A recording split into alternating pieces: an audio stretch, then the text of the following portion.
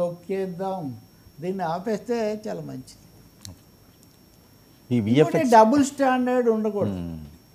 ఒక మాజీ మంత్రి మాట్లాడిన తప్పు అని మనం ఖచ్చితంగా చెప్పి కేసు పెట్టినప్పుడు ఒక ఉప ముఖ్యమంత్రి మాట్లాడడం కూడా మంచిది కాదు అని చెప్పాలి. ఎవరో ఒకరు ముఖ్యమంత్రి చెప్పాలి, ఇంకెవరు చెప్తారు ఉప ముఖ్యమంత్రికి?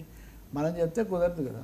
ఆ విఎఫ్ఎక్స్ గురించి కూడా ఇప్పుడే తాజాగా నిన్నటి నుంచి కూడా వస్తున్న అంశం ఏంటంటే ఇరాన్ వార్ ఎఫెక్ట్ దీనికి పడిందట సార్. ఎందుకంటే బాహుబలి అలాగే త్రిపుల్ ఆర్ కూడా ఇరాన్లోనే చేయించారట విఎఫ్ఎక్స్. వీళ్ళు కూడా అక్కడే ఇచ్చారట, చాలా హైర్ కాస్టే పెట్టారట. కానీ వాళ్ళు ఎక్కడైతే విఎఫ్ఎక్స్ స్టూడియోస్ ఉంటాయో దానికి దగ్గరలో బాంబు పడడం వల్ల వాళ్ళు ఇన్ టైంకి ఇవ్వలేకపోయారు. నెక్స్ట్ సెషన్కి వీళ్ళు అక్కడికి ఫ్లైట్లో కూడా వెళ్ళే అవకాశం లేకపోయిందట ఏం రత్నం గారికి.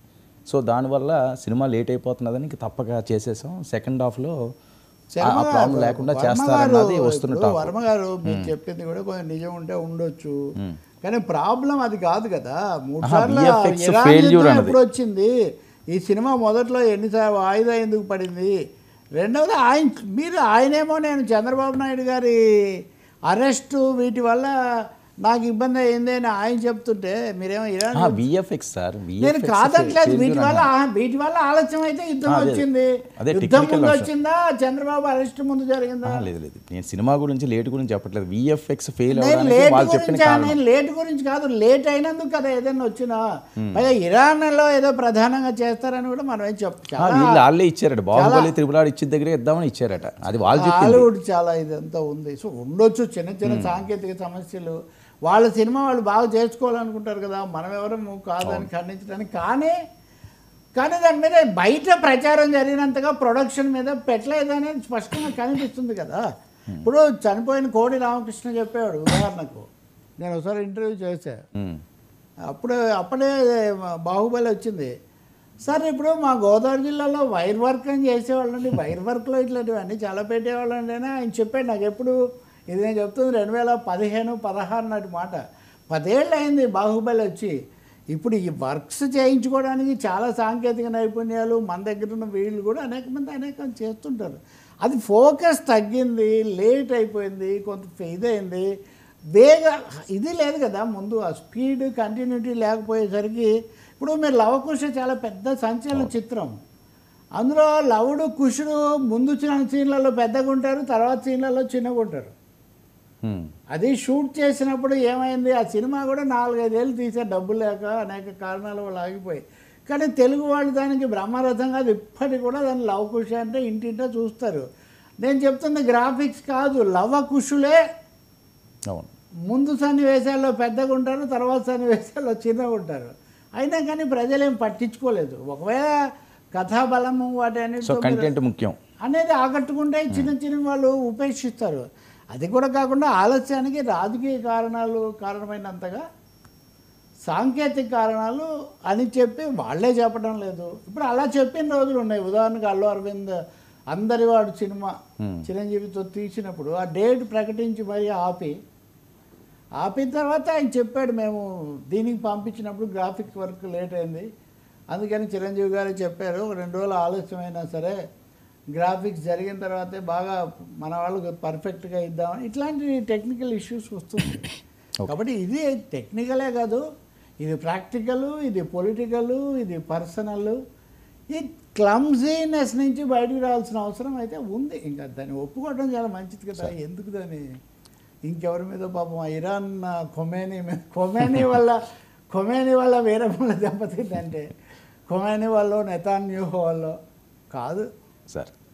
సార్ వీరమల్లు ఎదురుదాడి సిపిఎం వ్యతిరేకత. సిపిఎం వ్యతిరేకత అంటే శ్రీనివాసరావు నేను ఒక వివరమైన ఆయన మాట్లాడారు, ప్రకటన కూడా చేశారు. అదేంటంటే మీరు ఇది ఊహాజనితమైన కాల్పనిక పాత్ర, వీరమల్లుది కాల్పనిక పాత్ర అని చెప్తున్నారు. ఒకవైపు కాల్పనిక పాత్ర అని చెప్తూనే మళ్ళీ చారిత్రక చిత్రం ఎట్లా అవుతుంది? కాల్పనిక పాత్ర చాలా కాలంగా ఈ ధోరణి పెరిగింది. ఇప్పుడు ఆర్ఆర్ఆర్ కూడా నిజంగా వాళ్ళిద్దరూ కలిసారా లేదా అంటే దానికి ఒక ప్రాబబిలిటీ అంటారు, జరిగి ఉండవచ్చు అనే ఒక అవకాశం ఉంది. ఎందుకంటే ఇటు అల్లూరి సీతారామరాజు అటు కొమరం భీము ఇద్దరు కొంతకాలం కనపడకుండా పోయారు కాబట్టి ఆ సమయంలో కలిసి ఉండవచ్చు అనే దాని మీద నేను చేశానన్నాడు. ఏం చేసినా దేశభక్తి ఈ వైపులో అది తీశారు. కానీ ఇక్కడికి వచ్చేసరికి చరిత్ర నిన్న ప్రెస్ మీట్లో కూడా ఆయన ఎంతసేపు మీరు మొఘలాయుల గొప్పతనం అని చెప్తారు, ఔరంగజేబ్ గొప్పోడు, బాబర్ గొప్పోడు అనే చెప్తారు, మన వాళ్ళ గురించి చెప్పరంటే సార్ అసలు భారతదేశ చరిత్ర అశోక చక్రవర్తి గురించి చెప్పకుండా మొదలవుతుందా సార్? అసలు అశోక స్తంభాలు అశోక చక్రాన్నే కదా సార్ మనం పెట్టుకున్నాము. భారతీయ రాజులు గొప్పవాళ్ళు కాదు, ఔరంగజేబు బాబరే గొప్ప వాళ్ళు అని చెప్పిన మూర్ఖుడు భారతదేశంలో ఎవరు ఉన్నాడని నేను అడుగుతున్నా.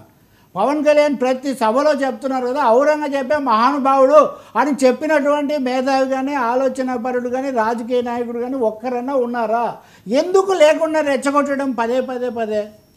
ఇప్పుడు శరషా అనేవాడు ఉన్నాడు, ఆయన భారతదేశంలో రెవెన్యూ వ్యవస్థ అనేదాన్ని ప్రవేశపెట్టాడు. తాజ్మహల్ను షాజహాన్ కట్టించాడు. ఇప్పుడు సమస్య ఇదే సందర్భం వచ్చింది కాబట్టి ఒక మాట చెప్తా నేను. జాతీయోద్యమ కాలంలో ఒక పాట ఉండేది. ఆ పాట ఏంటి తెలుసండి? ఆ పాట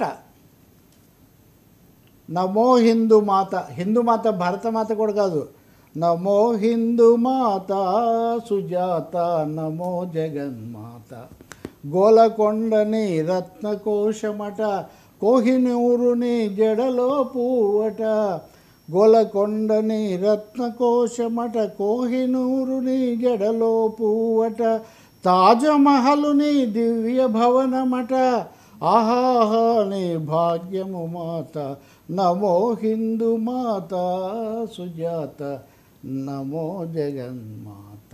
ఈ పాట చూడండి, జాతీయోద్యమ కాలంలో నమో హిందూ మాత అనుకుంటూ కోహినూరుని జడలో పువ్వట, గోలకొండని రత్నకోశమట, తాజ్మహల్ని దివ్య సదనం అంట. సార్ తాజ్మహల్ అయినా గోలకొండ